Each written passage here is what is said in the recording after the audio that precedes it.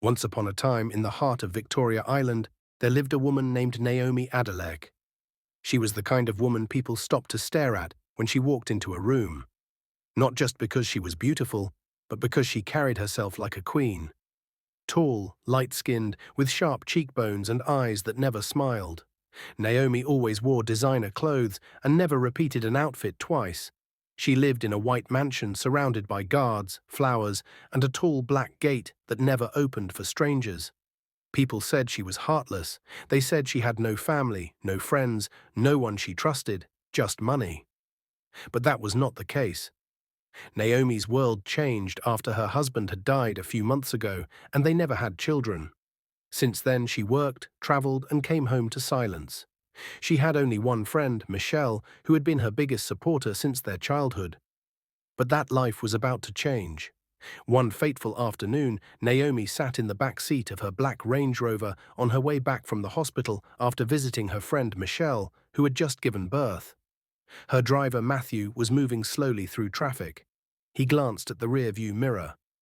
"Madam, should I take the Lekki shortcut?" This traffic might hold us till night. Naomi didn't answer at first. She was lost in her thoughts.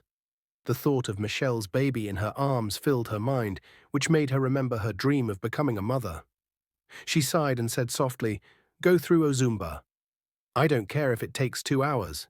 "Yes, Ma," Matthew said and turned the steering wheel. Then the car stopped. A red traffic light ahead blinked. Matthew was about to comment on the jam when Naomi raised her head slightly. "What's that?" she said, squinting through the window. Matthew looked too. "What's what, Ma?" "There, near that pole." That lady. Matthew turned and saw a woman dressed like a mad woman sitting by the roadside, barefoot, holding 2 small babies, one in each arm. The babies were wrapped in what looked like old, faded rags. Their clothes were dirty. Their cries were faint but sharp, even through the glass. She sat beside the road, holding a piece of newspaper to try to cover the babies from the hot sun. Matthew frowned. "They're always doing this begging trick. Ma, some of them even rent babies." But Naomi wasn't listening. Her eyes were fixed on the babies' faces. Something about them made her chest feel tight. She leaned forward as if getting a closer look would explain what her brain couldn't. She whispered, "Those eyes." The left twin lifted his face briefly. His eyes were hazel, the same rare light brown color as her late husband's. It couldn't be, Naomi thought. She blinked. Maybe it was the thought of the babies she had just seen at the hospital that made her emotional, or her mind playing games. But then the second baby looked up, and the same eyes stared back. Her heart jumped. "Stop the car," Naomi said quickly. Matthew looked confused. "Now. I said stop the car now." The driver hit the brake and parked by the curb. Naomi opened the door and stepped into the dusty street, ignoring the hot sun that hit her face, but she didn't care. Matthew quickly followed her with an umbrella, but Naomi was already walking fast, straight toward the woman. When she reached her, the woman looked up, her face full of fear and surprise. She didn't speak. "Who are you?" Naomi asked, her voice firm. She looked down at the babies again, then back at her. "I'm Anita." She crouched slightly, eyes on the twins. "They're yours." "Yes," she said, tightening her grip. "They are mine." Naomi raised her eyebrows. "And where is their father?" The woman looked away without saying a word. The air around them was heavy with dust as a car drove past. One of the babies began to cry again. They looked weak, like children suffering from malnutrition. Naomi's lips parted, but she didn't know what else to say. The way Anita cradled the twins, it didn't feel like a trick. She didn't ask for money. She didn't stretch her hand. She didn't even move. Naomi took a deep breath and looked back at her car. Matthew was still holding the umbrella behind her. She turned to him. "Bring them in." "Ma?" "I said, carry them into the car." Matthew stood frozen. Naomi snapped, "Am I speaking Chinese?" "No, Ma."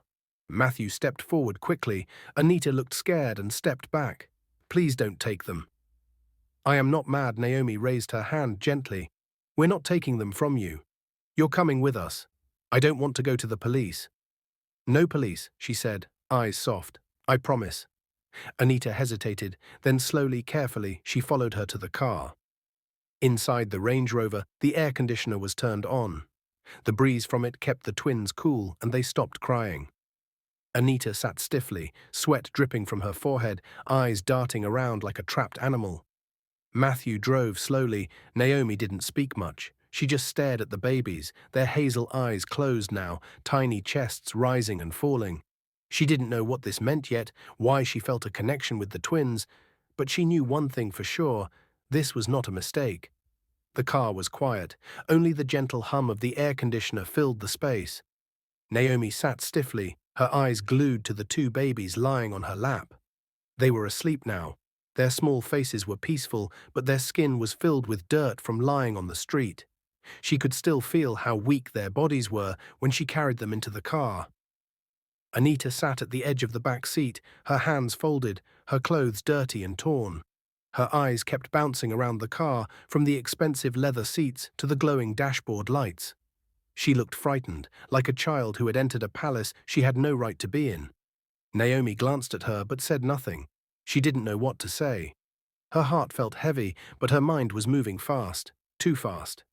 Questions kept piling up in her head, one after another. Who was this woman? Where was she from? And most of all, why did the babies have her husband's eyes? The car turned into her estate. The long, curving driveway led to a giant white mansion surrounded by tall palm trees and a wide fence. The gate opened slowly as the security guard recognized the car. Anita's mouth dropped slightly. She stared at the big house like it was a movie. "You live here?" she finally asked, her voice quiet. Naomi didn't answer. She was still staring out the window. When the car stopped at the entrance, two uniformed workers ran out. One of them opened Naomi's door, another reached to carry the babies, but she pulled back quickly. "Don't touch them," she said. The worker stepped aside, confused. Naomi stepped out carefully, holding the babies to her chest, her designer dress stained from their dusty old wrappers. Anita stepped out slowly too. She wiped her feet on the mat, like she didn't want to stain anything. Matthew stood by the door, whispering something to one of the guards. The look on his face showed confusion and worry. Inside the house, the lights were warm. The smell of lemon polish filled the air. A giant chandelier hung above the marble floor, and soft music was playing from hidden speakers. Anita stopped at the door. She looked down at her muddy feet. Naomi turned around. "What is it?" She looked up. "I'm dirty." Naomi stared at her for a second. Then she walked back and opened a nearby cabinet. She brought out a towel. "Step in." She obeyed. Naomi handed her the towel. "Wipe your feet." She bent down quickly and did as she said. Then Naomi called out, "Joy." A woman in a lavender housekeeper uniform rushed in. "Yes, madam? Get a bowl of water and tell Dr. Andrew to come immediately." Joy nodded and ran off. Anita watched everything quietly. Her eyes scanned the ceiling, the painting on the wall, the gold trimmings on the staircase. She had never seen anything like this before. Naomi walked to the living room and gently placed the babies on a soft white couch. One of them stirred and let out a small cry. Anita ran over. "Is he okay?" she asked. Naomi looked at her. "Which one is which?" she asked. "That's James. The other one is Joseph." She blinked slowly. "James and Joseph," she repeated, as if testing how the names sounded in her mouth. "Lovely names." Naomi stared at the babies again. She didn't know why she brought them here, but her eyes couldn't forget what they saw. Those hazel eyes, those rare golden brown eyes. Her late husband had them, and now so did these babies. A few minutes later, a middle-aged man in a white coat walked in with a black medical bag. "Good evening, madam," he said, bowing slightly. "Doctor, thank you for coming quickly," Naomi said, standing. "Please check them. They've been under the hot sun and their breath feels weak." The doctor bent over the babies, placed his hand gently on their foreheads, and began his checkup. Anita stood at the corner, watching silently. After 10 minutes, the doctor looked up. "They're very weak, probably from hunger." "Are they safe?" Naomi asked. "They are stable for now, but they need rest, milk, and close care." Naomi nodded. "Do what you need to do." As the doctor set up a small drip bag for each child, Naomi turned to Anita. "Have they been eating?" She nodded slowly. "I try to feed them every day, but it's hard." "What do you give them?" Sometimes pap, sometimes soaked bread. If I get money, I buy milk, but most days I don't get anything. She stared at her. Where do you live? Anita lowered her head. I sleep at the back of the church under the wooden shed. She blinked slowly. Just you and the babies? Yes. How long? Since James and Joseph were born. Naomi pressed her lips tightly. She didn't like the way her chest felt. It was tight, like someone had placed a heavy stone there. What happened to their father? Anita hesitated. He used to visit sometimes. Then one day I heard he passed away. Naomi's breath caught. Her eyes locked on her. What did he look like? Anita pointed to the twins. Naomi didn't answer. She turned her face away quickly. That night, the babies were placed in one of the guest rooms, in a clean, soft crib a staff brought down from storage. They were covered with warm blankets. Anita was given a warm bath and a new change of clothes, an old outfit from Naomi's wardrobe. She ate rice and stew like someone who hadn't seen food in days. Then she fell asleep on a small couch near the baby's room. But Naomi didn't sleep. She stood by the window in her bedroom, staring at the swimming pool below. She kept thinking about Femi, her late husband. They had been married for 10 years, 10 whole years. He told her he loved her. He told her they were in this together. He told her it didn't matter that they couldn't have children, that they would travel, grow old together, be happy. Could it be what I am thinking? She whispered to herself. Femi cannot betray our wedding vows. The worst part was, he was not even alive to explain. At midnight, Naomi opened her drawer. She brought out an old photo album, the one she hadn't touched in years. She flipped through it slowly. There he was, Femi, smiling beside her at their wedding. Strong, tall, handsome, with those same hazel eyes. Eyes she used to fall in love with, eyes she now saw in those twins. Her hand trembled as she closed the album. She sat down on the bed, her face buried in her palms. I need to be sure, she whispered. She stood up, picked her phone and dialed Dr. Andrew again. He answered sleepily. Doctor, I need a DNA test. He sat up quickly. Madam? I want you to run a DNA test on those babies. Compare them with Femi's sample in the records, the one we submitted when doing his autopsy. Okay. Yes, I remember. We have it on file. Good. Start tomorrow. All right. Ma, are you okay? She didn't answer. She ended the call and stood still in the dark. She had just taken the first step, one she was not prepared for. The house was quiet. A calm kind of quiet that made you feel like something big was coming. Naomi sat alone at the long dining table. She wasn't eating. A plate of untouched toast and scrambled eggs sat in front of her. Her fingers were locked together tightly. Her phone was beside her, face down. She kept staring at the table, but her mind was far away. Last night, she had ordered a DNA test. This morning, she was waiting for the doctor to collect the samples. She hadn't told anyone. She wanted to be sure first. She needed proof before she even allowed her heart to feel anything. But the truth was, her heart had already started to feel things, and that scared her. Footsteps came from the hallway. She looked up. Anita entered the dining room, holding a baby in each arm. She was barefoot, still wearing a pair of jeans and a beige t-shirt, slightly oversized, which Naomi had given her last night. The twins looked much better, clean and quiet. One of them was sucking his thumb. The other had his head resting on Anita's shoulder. Good morning, Ma, she said softly. Naomi gave a small nod. Sit, she said.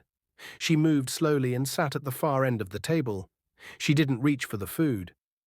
You can eat, Naomi said, her voice low. There's more in the kitchen. She looked unsure. Go ahead, Naomi added. Anita placed the babies on a blanket on the floor beside her chair and began eating slowly, not rushing like before. She was learning to behave like she didn't expect the food to disappear. Naomi watched her closely. She ate with both hands, breaking the bread into small bits before putting it in her mouth. She fed one of the babies a few drops of water from a spoon. She didn't speak unless spoken to, but she didn't look scared anymore either. Are they always this calm? Naomi asked after a moment. She nodded. Yes, if I feed them and hold them close, they don't cry. She looked at her carefully. You said their names are James and Joseph, right? Yes, Ma. How old are they? 9 months. Naomi paused. There was silence between them. Then Naomi stood. "Finish eating. Dr. Andrew will be here soon. I want him to check the twins again." She nodded but didn't look up. An hour later, Dr. Andrew arrived with a small black case. He greeted Naomi politely and walked to the guest room where the babies had been moved.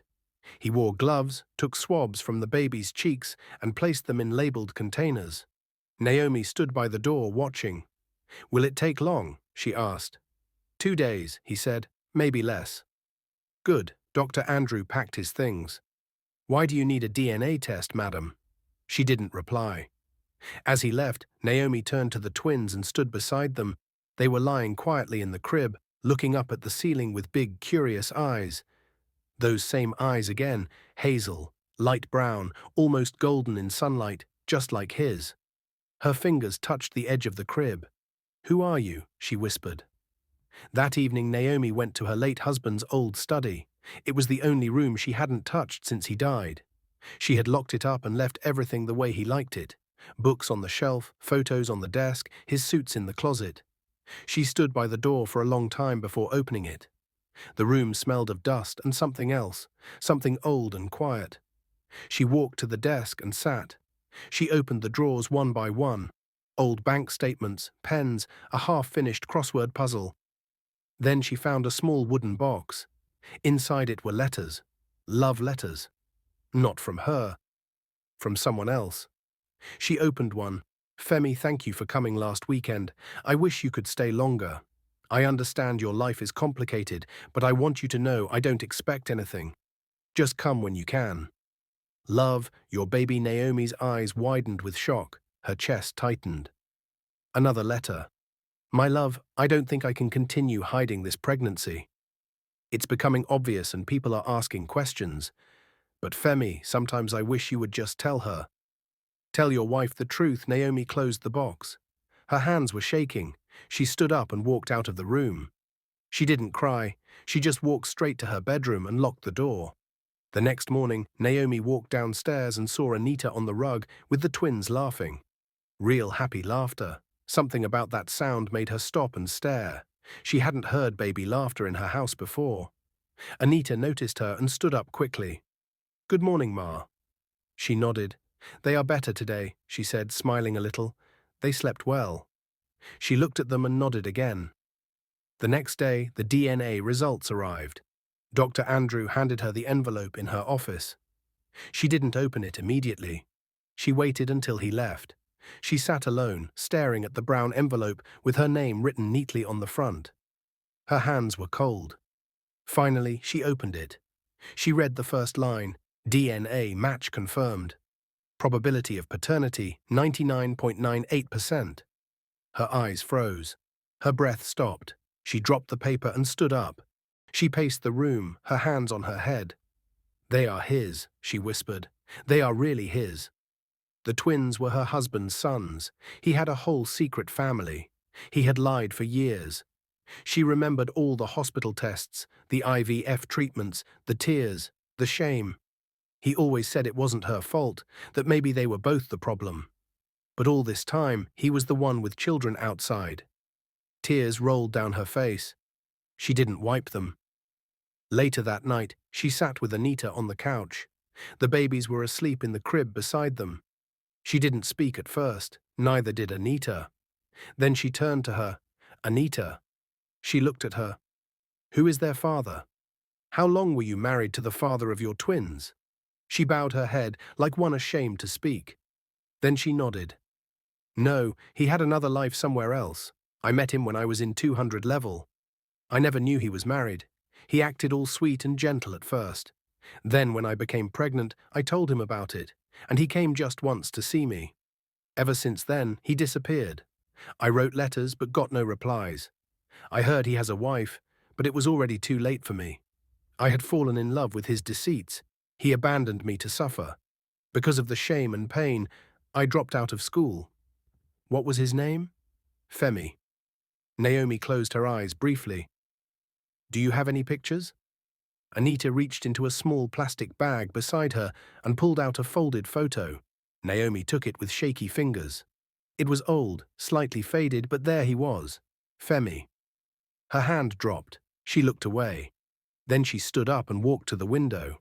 Outside, the sky was clear, but inside, a storm had started.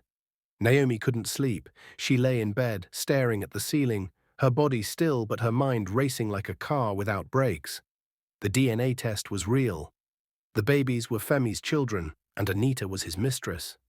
Her late husband, the same man who told her they were in everything together, had built a secret life right under her nose.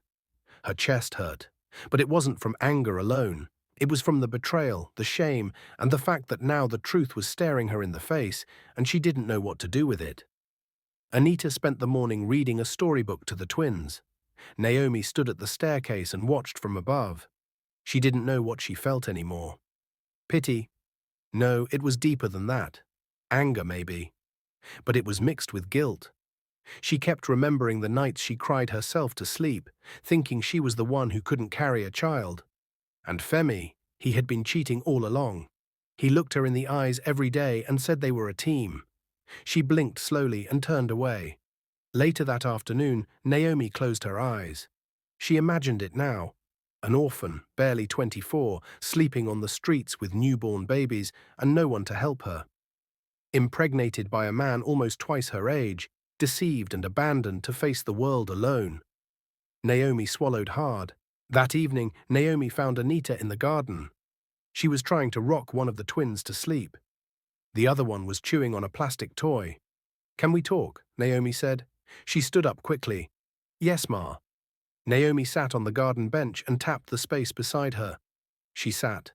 "Remember when you said the father of your twins had another life?" Anita nodded. "I am that other life. I am Femi's wife." Anita's eyes opened in shock. "Ma, you're Femi's wife?" "Yes," Naomi responded. Fear gripped her. Immediately she went on her knees, tears rolling down her eyes. "Oh, Ma, please forgive me," she cried. "I never knew he was a married man. I was naive and greedy. I saw he was a rich man and allowed myself to be fooled. At first, I never knew he was a married man, but when I got pregnant, it was already too late. That was when I found out he was a married man. I told him to tell you about me for the sake of his children, but I never heard from him, not until I heard he had passed away. Please forgive me, I didn't mean to break your marriage." Tears rolled down Naomi's cheeks, but she quickly wiped them off. "It's not your fault," she said. "You're not the one who broke our marriage vows, nor these innocent children. I forgive you. You've struggled, begging for food. You slept in churches, dropped out of school. You did everything you could to save these children.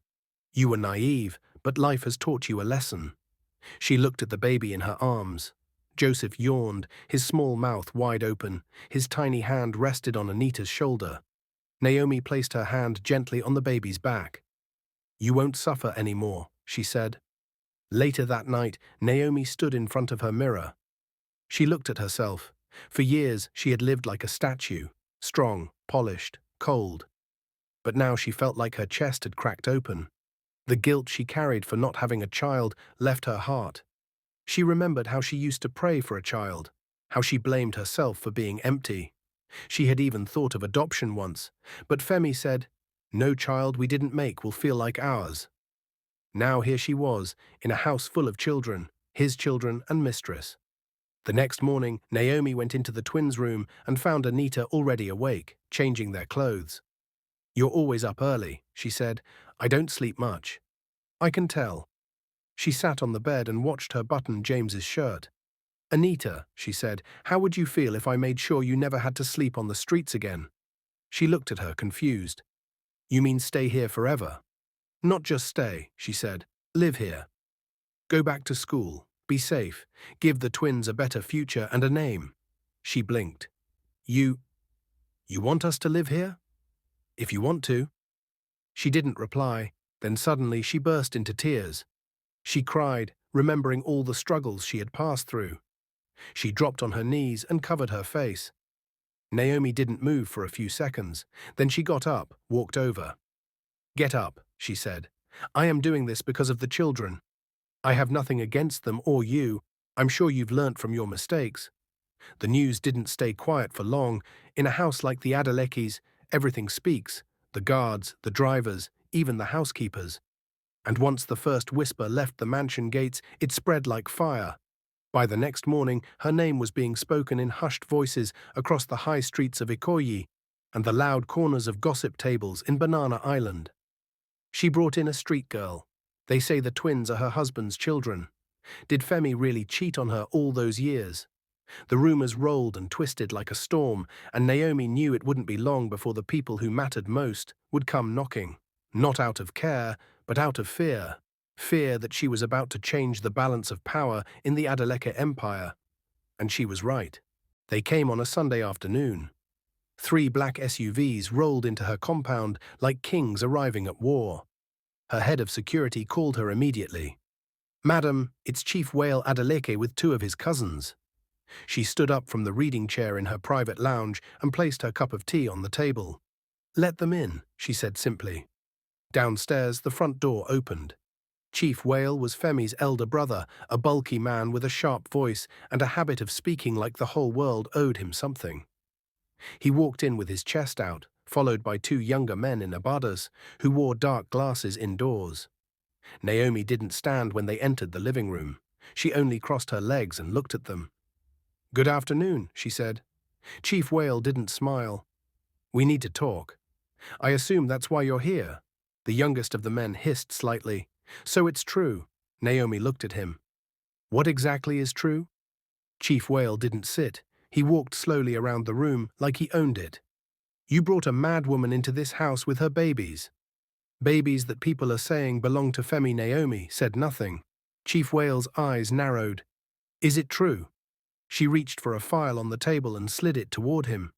"Read for yourself." He picked it up, opened the first page, and read the DNA report. His face didn't change, but his fingers tightened on the file. "Where did you find them?" he asked. "In the streets, begging for food." He slammed the file shut. "And you brought them into this house?" "Just like that." "They are Femi's children." He pointed at her. "That doesn't mean they're yours." Naomi stood. "They carry the same blood that runs through his veins." "That means they carry part of mine too." The other man stepped forward.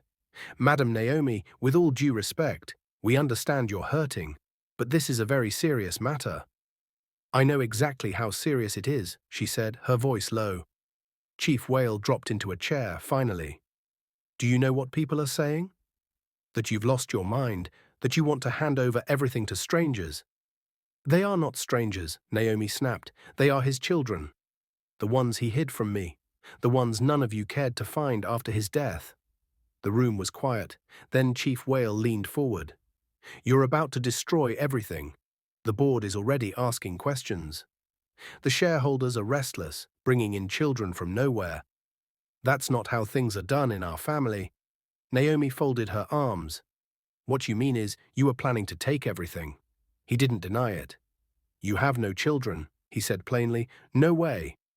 "That means the family takes over. It's how things are done."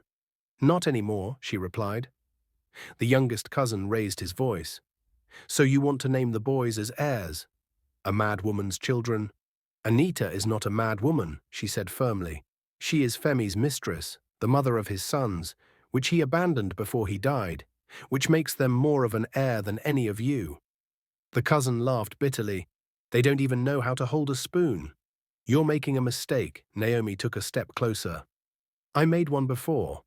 I trusted Femi. I let him lead everything while I played the quiet wife. Not anymore." He pointed at her one last time. "You'll regret this." She raised her chin. "No, you'll regret underestimating me." After they left, Naomi sat back down and took a deep breath. She was shaking slightly, not from fear, but from fury. The nerve, the boldness. The way they walked into her house like she was the one who needed permission. She heard footsteps and turned. Anita was standing at the hallway entrance. She had heard everything. Her face was tight. Her hands were clenched. "I can go if you want," she said softly. Naomi stood up slowly. "Go away." She shrugged. "Anywhere." "I don't want to cause trouble." Naomi walked to her and placed both hands on her shoulders. "You're not going anywhere." "But they're angry. They've always been angry. They were angry when I married Femi. They were angry when I took over the company. Now they're angry because your sons exist." She looked into her eyes. "I'm not trying to take anything from them. I know. I just want them." She looked down the hallway where the twins were playing in their crib. She wanted them to have a future. Naomi nodded. "And they will. I will become legal guardian to the twins so they can have my last name. That way their future is secured and nobody can take their inheritance." That evening, the house was tense. Even the staff were quiet, but Naomi didn't care. She called her lawyer. "Draw up the paperwork," she said. "For what?" "I want guardianship over the children." "Are you sure?" "Ma, this will trigger war." "I'm not starting war," she said. "I'm finishing it." The next day, the press came knocking. A headline had already gone out. "Widow of late Femi Adeleke takes in a mad woman's children. Claims they are her late husband's secret heirs." Photographers camped near the gate. Reporters shouted questions when Naomi's car drove out. Her board members started calling. One of them, Mr. Rowland, finally said what others were thinking. "Madam, this will affect the company. Investors are nervous. The media won't let it go. Maybe it's best you take a break." "A break from my own company?" "Just for a while, until this storm passes." Naomi smiled and ended the call. Days later, Naomi began to feel ill. She wasn't her usual self. She stopped going to the office. Every little thing made her weak. She began sleeping all the time. She thought maybe it was the stress of the court case or the new reality that had just dawned on her about the man she once trusted with her life. But what Naomi didn't know was that Anita secretly had a plan of her own. That evening, she managed to get up from her bed to get water. As she slowly walked downstairs toward the kitchen, she overheard Anita laughing in the twins' room. She thought Anita was playing with the twins. As she stepped closer, she stopped at the door. That was when she heard Anita say, "She'll be gone soon. The pills are slowly doing the job. She won't make it to the day of court. It's only a matter of days now. Once she's dead, everything will be ours. Just make sure you keep giving her the pill before that day." Immediately fear gripped Naomi. She could not believe what she had just heard. Her whole body froze. She felt her blood turn cold. Her fingers shook. Tears filled her eyes. She pressed her ear closer to the door, hoping she had heard wrong. But then came a man's voice, soft, familiar. "Don't worry," the man said. "When she dies, you will know what it means to be treated like a queen. I know Femi disappointed you, but not me. Right from the day I saw you, I knew we were meant to be together." Anita laughed again. "She thinks I am a fool, but I will show her that I am 10 times smarter than her. She wants to take my children from me, all in the name of giving them a last name. As if I was the one who asked her to be barren. When we get married, I will also be called Mrs. Adeleke," she laughed. "Good," the voice said. "Hope you've already started picking your wedding dress." Naomi could not believe all she had just heard, Anita planning with someone from her late husband's family to kill her. But who exactly, she knew not. The same person she was trying to help had been the reason for her sudden illness. It was the poison in her system that had been making her feel weak lately. It was Anita who had been slowly poisoning her. She turned and ran downstairs, holding her chest. She didn't know where to go. Her head was spinning. As she struggled to breathe, her vision became blurry. She whispered to herself, "God, please don't let me die." She struggled to reach the boys' quarters, where Matthew, her driver, was, and she asked him to quickly drive her to the hospital. Her heart was pounding hard, the poisoning slowly shutting down her system. As the car entered the hospital gate, Matthew jumped out, shouting at the top of his voice, "Help! Please, somebody help me. She is running out of breath." Doctors and nurses rushed out immediately with a stretcher. They opened the car door and gently lifted Naomi out. "Please, doctor, save her," Matthew said, his voice trembling in fear. "Don't worry, Ma. You will not die in Jesus Christ's name," one of the nurses said as they rushed her into the emergency room. Matthew sat in the waiting area with both hands on his head. Minutes felt like hours. He wondered what could have happened to her. A few hours later, Dr. Andrew opened the door. Matthew rushed toward him. "How is she doing, doctor?" "She is fine," he said, "but her condition is very bad. Her heart is weak. Her breathing is slow. The poison had gone down into her system." "Poison?" Matthew shouted. "Who would do such a thing to Madame Naomi?" "We will find out," Dr. Andrew said. For now, let's pray she recovers. After hours on the drip, Naomi's fingers twitched again. Then her eyelids moved. Her eyes opened slowly. Tears rolled down her face. She tried to speak, her lips dry and weak. Please, she whispered softly to a nurse, call Dr. Andrew. When he entered the room, he moved closer and sat beside her bed, worry written all over his face. Madam, he said softly, talk to me. What really happened? Naomi sat up slowly. She was still weak, but her mind was clear. Her eyes were red and filled with pain. Doctor, she began in a trembling voice, someone is trying to kill me. Andrew's eyes widened. Kill you? Who would do that? Naomi looked away, her hands shaking. It's Anita, she whispered. The same girl I saved from the streets with her babies, conniving with someone in Femi's family to kill me so they can take over the company and properties. Dr. Andrew froze. Anita? He asked in shock. Are you sure? Naomi nodded slowly. I heard her with my own ears, she said weakly. She was on a call with a man. Anita has been poisoning my tea every morning before I come down for breakfast. Madam Naomi, he said quietly, you're telling me this is a planned murder? Naomi nodded again, her voice breaking. Yes, Dr. Andrew, it's a plan, but I can't prove it yet. I need evidence. I need to know who else is part of it. For a moment, silence filled the room. The only sound was the slow beeping of the heart monitor beside her bed. Then a wild idea crossed Naomi's mind, one that could cost her everything.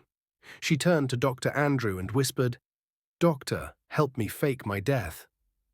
Dr. Andrew stared at her, shocked. What, madam? That's dangerous. I know, she said calmly. But it's the only way. If they think I'm dead, they'll relax. They'll expose themselves. I'll finally see the faces behind my pain. Her eyes glistened with tears, but there was fire in them too. The fire of a woman determined to fight back. Dr. Andrew sat there quietly, thinking deeply. He looked at her again and slowly nodded. If that's what you really want, then we'll do it right, he said softly. And that was the beginning of a plan that would shake everyone to the core. Naomi would die, but only on paper. The world would believe she was gone, and the truth would finally come out. Naomi lay on the bed, staring at the ceiling. Her heart was pounding fast. Am I really doing this? She thought. Am I truly about to fake my own death? Beside her, Dr. Andrew and her driver, Matthew, stood quietly in the corner, holding a small bottle filled with clear liquid. His face was serious. This medicine will slow down your heartbeat, he said gently. It will make your body cold, your skin pale. Your breathing will almost stop. You'll look dead, but you'll still be alive. Naomi nodded slowly. She didn't flinch. She had already made up her mind. All her life, she had trusted and given love to people who only used and betrayed her. First, it was Femi, now Anita. Tears rolled down Naomi's cheeks, but her voice remained firm. Do it, doctor, she whispered. Dr. Andrew gave her one last look, then slowly pushed the needle into her arm. The cold liquid flowed into her veins. Her vision became blurry. Her body started to feel numb. Her heartbeat slowed slower and slower until it almost stopped. Lie down, the doctor said softly. He laid her gently on the bed. Her lips turned pale. Her chest barely moved. Her body was as cold as marble. He placed ice packs under her arms and at her feet to make her temperature drop even more. Then Dr. Andrew told Matthew to go home and inform everyone at the mansion that Madam Naomi had passed away. Within 1 hour, the news spread everywhere. Her mansion filled up with reporters, her workers crying. Anita rushed to the hospital crying. She shouted, "Oh, the enemy has succeeded!"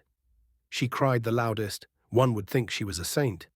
Acting as if she was in great pain, but when you looked closely, one could see a hidden smirk on her face she tried to bury. A few moments later, Dr. Andrew stepped out of the room. Immediately she called the man. "Congratulations, darling, it is done. Everything is ours." Naomi could hear their voices, her heart beating fast, though her body remained still. "Finally," Anita whispered, leaning closer to her. "Finally, we can have everything." She smiled. "I can't believe it," she said softly. "We don't have to hide anymore." Naomi wanted to scream, but she couldn't. Anita leaned close to her face, to the face of the woman she betrayed, and whispered, "The pills work perfectly." "I told you it would," Akin said. Tears rolled down Naomi's cheeks under the white sheet. Her heart shattered into pieces. It was Femi's cousin, Akin, that was behind it, and the same woman she had saved from the streets. Both of them were monsters in disguise. "I can't wait for you to finally move into the mansion," Anita giggled. "It's funny, isn't it? Naomi was such a fool, always kind, always giving. She never saw it coming." Akin laughed. "She was too soft, and now she's gone." Under the sheet, Naomi's fists clenched tight, her eyes burned with fire. Now she had seen the truth for herself. All along she thought Anita had changed, but greed and jealousy were still buried in her heart. When they left, Dr. Andrew and her driver Matthew walked in and tapped her. Then she woke up. "Did you get everything on the clips?" Naomi asked. "Yes, madam."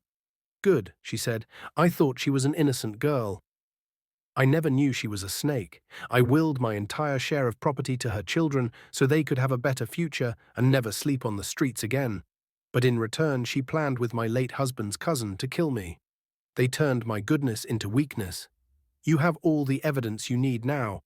"What next?" Dr. Andrew asked. "Matthew, I want you to call my lawyer, Barrister Festus. It's time to set things straight." A week later, inside Naomi's mansion, Akin and Anita were living their best life. They removed all the portraits of Naomi and placed theirs. "We're in charge now," they celebrated. The courtroom was packed on the day of the hearing. Anita entered in a stylish red dress, heels clicking on the floor. Her head was held high. Behind her was Akin. The plan was to dismiss the case since Naomi had died and the properties were already willed to her children. The judge entered. The courtroom rose. When it was time to speak, Naomi's lawyer stood. "My lord, before we proceed with the hearing, I would like to call in a witness." And there she was, Naomi, alive and radiant. She walked in looking strong, confident and composed. She smiled coldly. The room was quiet. The judge looked from one side to the other. "Is this not Naomi Adeleke, or is it a ghost?" a spectator said. "Yes, it is me." "I am alive." Anita's breath cut short in fear. She could not believe her eyes. "No, it can't be," she said. "It's a ghost, everyone. I saw her dead body lying in the hospital." "Yes," Naomi said, "that's what you thought. But I only took an injection that slowed my breathing, which made you think I was dead. I know everything now, how you planned with Akin to poison me, after all I did for you. First it was my husband, now you want to kill me to take over my properties." The entire courtroom froze in shock. The same woman she had saved in the street with her twin babies was the same person who wanted to kill her. Then Naomi's lawyer stepped forward. "My lord, here with me is CCTV video evidence of Anita and Akin's confession at the hospital." The IT officer pressed the button. The courtroom watched as Anita admitted, with the help of Akin, to poisoning Naomi. Akin had promised to marry her into the Adeleke family and make her a shareholder in the Adeleke empire.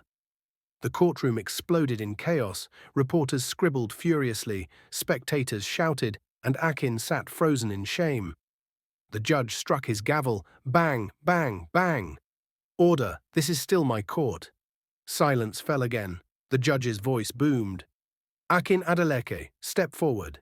Did you conspire with Anita Okafor to poison Mrs. Naomi Adeleke?" For a moment he looked like he might lie. Then Anita broke into tears. "Yes, my lord. We did it. He told me not to trust Madame Naomi, that she was using me to keep their brother's properties. He said if I married him instead, since I had children for their late brother, I would be in charge of the entire property." Murmurs swirled in the courtroom. Some gasped, others cursed under their breath. Naomi's knees weakened. She nearly fell, but her lawyer held her up. Tears streamed down her cheeks. She wasn't sure if she cried from relief that the truth was finally coming out. The judge's voice shook the room. "This court finds Anita Okafor and Akin Adeleke guilty of conspiracy to commit murder. Both of you are hereby sentenced to life imprisonment with no possibility of parole. And as for the twins, Mrs. Naomi Adeleke will remain their legal guardian, as they're her late husband's children." The gavel struck. Bang, bang, bang! The gallery exploded in cheers. Some wept. Others shouted praises. Naomi fell to her knees, sobbing with relief. When she got back to the mansion, she walked straight to the twins' room. The air felt heavy. Her heart had been broken all her life. She had been betrayed by those she loved. She sat down quietly, lost in thoughts about how she had just escaped death. That was when one of the twins, Joseph, woke up. His hazel eyes stared at her, reminding her of the betrayal Femi had done to her and the pain their mother, Anita, had caused her. Then suddenly he stretched out his hands, his eyes calling her to carry him. But Naomi looked away. "I can't do it. I can't. It's just too painful," she whispered. Then she looked at him again, and pity gripped her heart. "Oh God," she said, "forgive me. I have allowed bitterness to blind my heart." Then she rushed and carried him in her arms. "You're not Femi, nor your mother. You're just an innocent child. I will not allow hatred to be planted in my heart against you children. I don't have a child of my own, but God has made our paths cross, and I promise to raise you boys like my own children." One afternoon, 3 years after, as Naomi was driving home from picking the twins from school, she stopped in the middle of the street. It was the same spot where she had first seen Anita and the twins. She paused, her eyes focused on that place where she once stood with them, watching the traffic go by. One of the twins, sitting in the back seat, tapped her. "Mom," it was James's voice, "what are you staring at?" he asked in his soft little voice. Naomi smiled warmly, touching his cheeks. "My boy," she said, "this was the street that brought you wonderful boys to me," she said, tickling him. Then she drove off. Evil may succeed for a while, but truth will always win in the end. Be kind, but never let love make you blind to people's true intentions. God always fights for the innocent, even when everyone turns against them. What would you have done if you were Naomi? Should Naomi have sent the twins to an orphanage after all their mother did to her? Tell us your thoughts in the comment section. If this story touched your heart, please like this video, share it with your friends and family, and don't forget to subscribe to this channel for more emotional, amazing stories that touch the heart and teach real-life lessons.